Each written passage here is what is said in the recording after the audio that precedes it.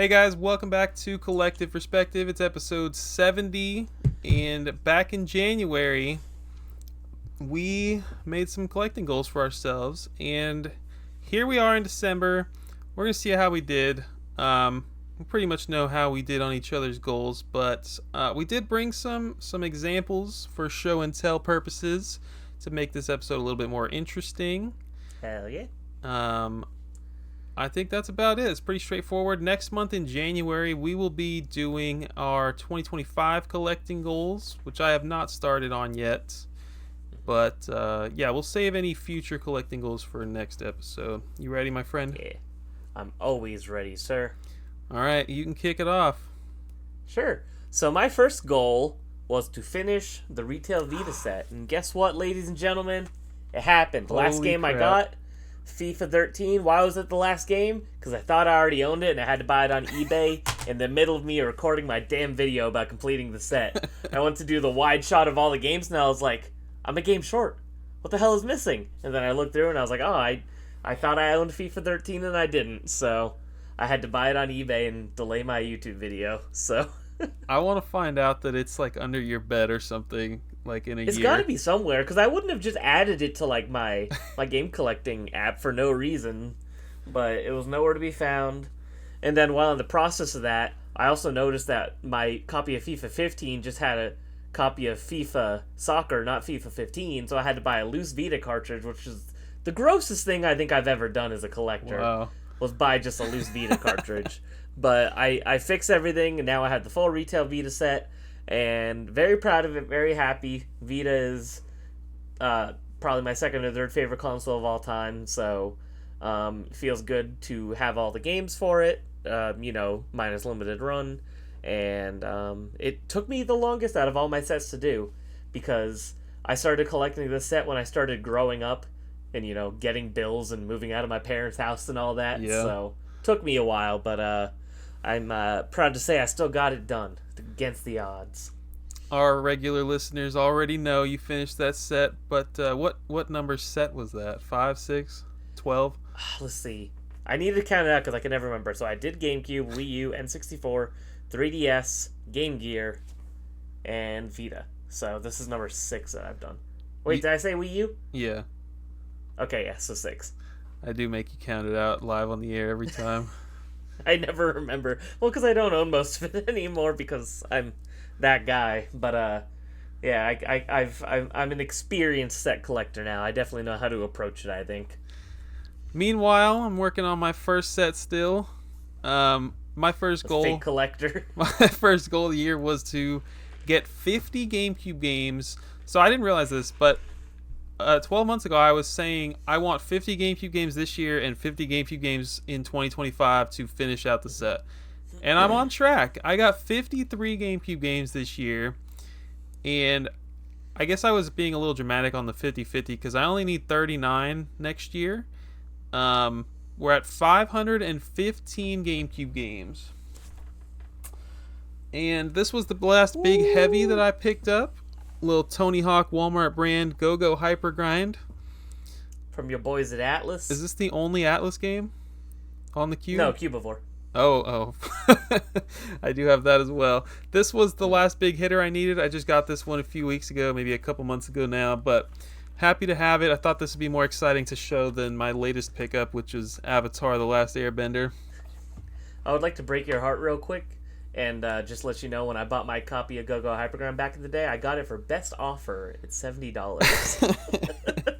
How times have changed. That's why he's collected 6 sets, because back in the day, you could do that. I did it before. I did it when it was an affordable hobby. This game cost me over $500, just for the Insane. listeners to understand the difference. For the most mid-skateboarding game of all time. I was playing it. It's not that bad. It was okay. I wasn't into it, but you know what? I trust you. You've probably played more of it than I did. I probably played it, turned it on, tested it, I was like, this kind of blows, and then never touched it again. But It's not better than Tony Hawk, and I haven't beaten every Tony Hawk, so why would I sit here and play this? I'm not going to, but American Wasteland's the GOAT, so got to get to it. I haven't played that one. All right, my next goal was to get 10 to 15 Dreamcast games. I got one all year. I was checking. I could have sworn I bought more, but nope. The only Dreamcast game I added to the collection was JoJo's Bizarre Adventure. This was one of my goal games for the year, though, overall. When I went to Texas to hang out with my boy here, this was the game where I was like, we're going to the con, I'm going to find this. Got it right away. This second booth we saw walking in. So the rest of the con, I was just like, what the hell am I going to look for now? I already found the game I was looking for. But I'm still happy to have it because if I ever do decide to be a crazy person and go for the Dreamcast set or something, there's one less heavy to worry about. Giant JoJo's fan, happy to get it. But I absolutely fumbled adding 10 to 15 Dreamcast games to the collection because I added one all year. That is a massive goal. That is a lot of money, 10 to 15 Dreamcast games. Yeah, unless all you get is like the Sega 2K games and different things like that. So, I definitely want to chip away and get more Dreamcast because I love that console and there's a lot of really good stuff on there. I was just looking at like Space Channel 5. That's like a really cheap quality game. I mean, I don't know if it's some quality, of the first party it's stuff iconic. is surprisingly affordable, but then Sonic Adventure 2 is like I think like $150-$160, so it's like kind of inconsistent. Yeah, good stuff though. You definitely got like the price of like 10 Dreamcast games. Exactly, in that one. It's like I bought 10 Dreamcast games in one. That's how I look at it. So good stuff there. One of mine was like, I want a CIB Metroid next year. And then I followed it up by saying, or maybe I'll get a Super Mario Brothers. I didn't get a Super Mario Brothers, but I did get a Metroid, so that's a big bet. And we had to talk him into it. Yes, I had to convince him to buy it. There was the guy, we got this from Founded Electronics here in Texas when we were going to the convention. The guy was like, I was looking at it through the glass, and I'm like, man, that looks like a really clean copy. I really want it. And he's like, man, the only problem is that it's got this massive gash on it. And I'm like looking at it, and as he's talking to me, he's like having me not buy it with like how bad he's just like talking about it. There's like a little bit of, it's not even a cut. Okay, first of all, it is a bit of an indentation on this box that this guy was like overhyping. Anyways, he almost talked himself out of a deal, but I ended up getting it thanks to Craig and the boys, and it's really not that bad. I think that overall this is a really clean box, and I'm really freaking happy to have it. Yeah. I think you cringed a little bit when I said it to you, but my reasoning was you're going to see the spine more than the face of it anyway when it sits on your shelf for the rest of eternity. You're not... So why do you care if there's a scratch on the front? You're not okay, Craig. That's my mentality. I'd rather a pretty spine. You're not going to see the front of it almost ever. Everyone listening is judging you. Yeah, you just lost multiple subscribers because of that. And you know what? I stand by it. How often are you pulling out your NES games and playing them? Don't lie to me. First of all, the cartridges are not in the boxes, so I don't have to take them out. See, because what I do is I just emulate them on my phone like a true troglodyte. I'm a real degenerate. I own all these games and I emulate everything. I don't even actually play them. You think I played that JoJo's? No, I emulated it on my Steam Deck. Gotta keep the disc in pristine condition. So this was about $150. It was only box, cartridge, styrofoam, manual. Wrong cartridge, wrong manual, but I have replaced those since, so no worries there. There you go. Yeah, good deal and very clean copy. Very happy to have it. Yeah, it's a cool game to own for sure. If I ever get it, I'm getting the Player's Choice version with the yellow box because I think that artwork's kind of cool. Yeah, that's one where it's like okay to get shot. the later print. Just because it looks dope, right? Yeah. Alright, so next for me, I had the goal of getting 4 CIB Game Gear games, and I failed again, but I got 2. And I got 2 pretty quality ones. So I got Chase HQ. This is actually a sealed copy, and then I got a really clean Sonic Chaos. This was not like a made in Mexico or Majesco release or anything like that, which is good. So I don't really care that much, but if I could have like older printings, of course I prefer that. So I wanted to get more Game Gear games, but the only way I could, kind of buy cheap Game Gear games and not go too crazy with my money, at least locally, was buying like the the poker games and the super battle tanks and stuff I don't really care about. It's stuff that I'd like to get eventually, just because I'd love to have as many Game Gear games complete in box as possible. But I kind of wanted to just wait until I came across maybe another Sonic or something I care a little bit more actually owning, since the Game Gear is a system I'm very passionate about, as some of you may know. So I'll probably be able to get some more later on, but I got 2 high quality ones, so I'm still happy that I was able to add a couple to the collection this year. Very cool. I don't know if Sonic has a Majesco release, but if it does, good pickup. I think it does have an ESRB release, which would be later, so I could be wrong though. No, you It's might been be a right. while. I don't know anything about Chase HQ. I see it all the time. It's on Genesis too, yeah. I think so. Pretty sure. Very cool. Very cool. Mhm. I didn't know stuff. that one was sealed. The Game Gear is better than the Game Boy, so everyone go play your Game Gears. Go change out the capacitors and make sure it doesn't melt away the board inside. Losing subscribers every time you open your mouth. I am here with all the hot takes today, baby. I said 3 to 5 quality Genesis games. I got 2. First one was a gift, so I don't even know if it counts as a collecting goal. I guess. My friend Tyler got me Kid Chameleon, a beautiful CIB copy. I think I specifically called out Kid Chameleon in the collecting goal. I was like, yeah, there's games like Kid Chameleon that are only $30 or something. So I'm glad I got that one. And then the other one was Dynamite Heady, which I did buy for myself at Retropalooza Houston this year. The first Retropalooza I went to this year. So That game's dope. this is a Treasure game, right? I don't know. I just know that it's really good. Pretty sure Treasure developed this one. Yeah, it is a fun 2D platformer. Happy to have that bad boy. I need to go back and finish it. I played some of it on one of those Genesis compilations. Shout out to the Genesis compilations. Why aren't all these games cheap? If they're on the Genesis compilations, why do I have to spend $50 on Dynamite Heady? I don't understand.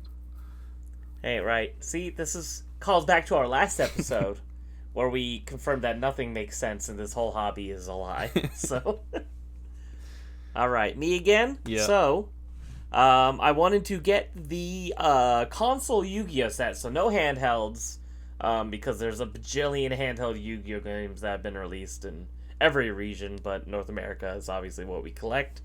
There's 9 of them. I have bought 6 out of the 9, so I didn't finish it, but I made some good headway. I only got 3 left. It's funny because I have all 3 of them in my eBay card, and I almost thought about buying them right before we recorded just to say that I did it.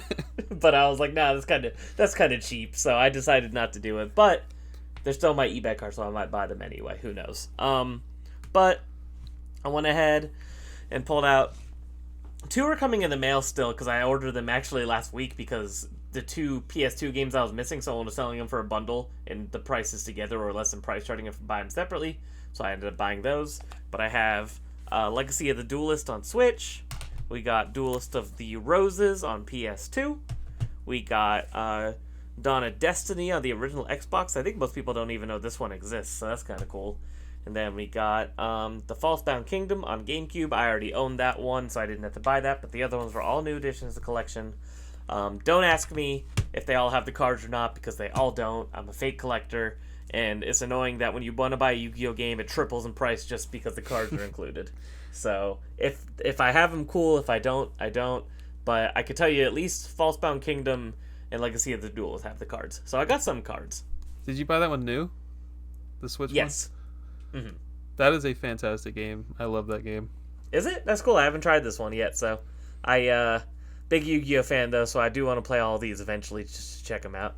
Because especially, since I play the real card game, it's fun playing the video games since none of them follow the rules of the real card game. So it's kind of like playing remixed versions of my favorite card game. That one does follow the rules, from what I know. Mm-hmm. Yeah, I think some of the newer ones do. So, but like if you play like Duels of the Roses, that's it's like a strategy RPG. It's super weird. So is that the only Xbox one, or were there 2 or 3? That's the only one. And then there's 3 on PS2, 1 on GameCube, 1 on Switch currently. We're getting another one next year, the retro collection. and then one on PS1 and two on Wii. So I need the PS1 one and the two on Wii. It is always fascinating that Xbox got that one by itself, like exclusive. That one's pretty cool. Mm-hmm. Yeah, I've heard that is not the best one, but I still want to check it out just because it's Yu-Gi-Oh. Heck yeah. Mm-hmm. I just had some little general goals. They were cool Rayman stuff. That's just kind of like always something I'm going for, and I do have a couple cool ones to show off here. I got a random gift from a fellow collector. He was like, he's a big Wii and DS collector. He's really into variants and stuff. His name's Char_retro on Instagram. Go follow him. He's taught me a lot, and he knows I'm the Rayman guy, and he got a second copy of this garbage, but it is a super rare variant with a t-shirt bundled onto it. Let's go. They even put this cardboard sleeve to cover the t-shirt on the back, which is so crazy. It's amazing. So big shout out to that guy. He just did it out of the kindness of his heart. He didn't ask for any money. He was just like, hey, I'm going to send you this. That's super cool. So, do you know what the t-shirt looks like? I don't even know what the t-shirt looks like. You have to open it. Do I have to wear it in January? Yeah, why not? That'd be awesome. And then you have to try to... So what you do is you just cut the plastic off the top and then you fold it perfectly to put it back when you're done. It goes right back on the shelf. It doesn't go in the closet. No. This is super cool. I got a Brazil package of 2 games. I got Rayman 2 on the PC. This was... I forgot everything I researched about this now because it's been months. This is the Brasoft published... this is basically like a cheap re-release. It's like a hits version, kind of like a greatest hits thing that they do. Yeah, there it is, Brasoft Hits. I believe there is another printing that wasn't this on the Brazil PC, but yeah, this one is incredibly cool. There's a big advertisement book inside of here. Really skinny. It's not quite a big box, but it's not a stupid small DVD box either. This thing is really cool. So strange. So strange. I love it. Always adding to the Rayman collection. You gotta. I also had collect more Sega stuff was another general one, and I didn't, I told you about my couple of Genesis games. The only other real Sega stuff I wanted to talk about was I got another from the same Brazil package. I got the Flintstones on the Sega Master System, and the reason I went for the Brazil copy, if you guys don't watch all my videos, is because this is a North American, or not North American, it is NTSC, so I could technically put this into a North American Master System, and it should work, as far as my research tells me. I don't own a Master System, but someday I will, and I'm happy to have this, because it also released in Europe.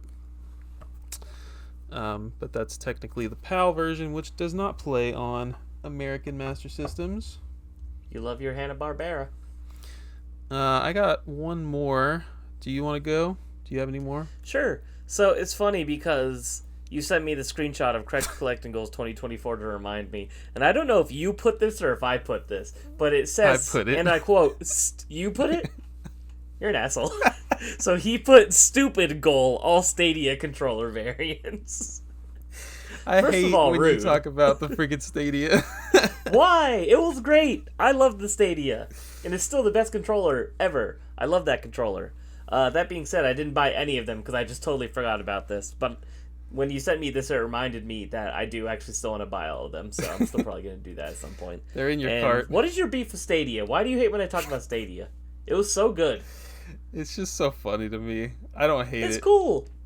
It's cool. And no one else used it, and that's why it doesn't exist anymore. But I loved it.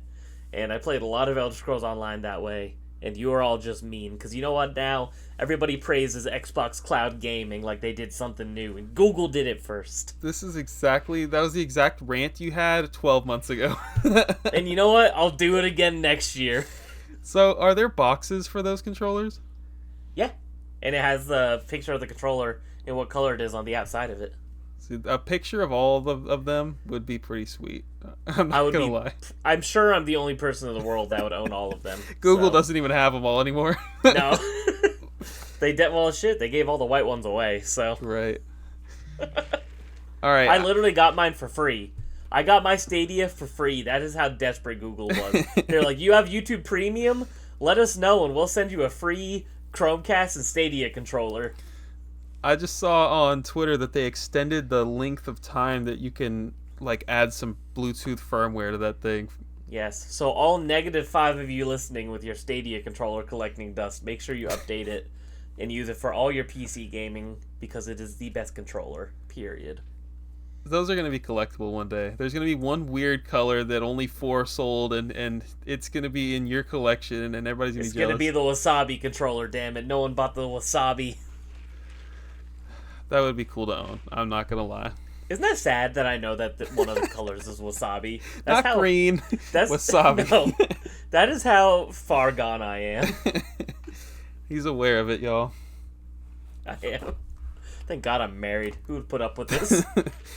One of my last goals was just like more NES and Super Nintendo in general. I got recently, I'm not going to go over the whole story or any of it actually, just go watch my video from October-ish, but I got You should, it's a great video. Crazy stuff. I got a Super Mario Brothers 2 Circle Seal, absolutely beautiful condition copy. It is truly a work of art. That's nice. And I got Mike Tyson's Punch-Out! This is not a first print. This is not a last print. It's like third, maybe. We got orange bullets here. We got a Circle Seal. I'm happy to have a Circle Seal of this. I'm very happy. Old enough. And as far as Super Nintendo goes, I got Separation Anxiety. Woo. I want to do an episode. I almost changed the episode 69 to this, but it would have been too much work. I want to do an episode on how movies affect the price of games, because we just had all that nonsense come out with Piglet, which is not related to what I'm talking about, but tell them about the other game, Craig. Tell them about the other one. There's a Wizard of Oz JRPG that, of course, is now sold out and selling for triple the price it was a month ago because of the release of Wicked. And it's kind of a combination of that. So Wicked came out, and when Wicked came out, there was a Twitter account that tweeted about, like, it was like a reminder that there's this really cool Wizard of Oz JRPG on the DS that nobody played, and then all of a sudden every copy disappeared off of eBay. So it just goes to show how much of one tweet can really change the price and availability of a game. Because really the same thing happened with Piglet. One tweet set off this rabbit hole about Piglet's Big Adventure, and then the same thing happened with the Wizard of Oz Beyond the Yellow Brick Road is what it's called.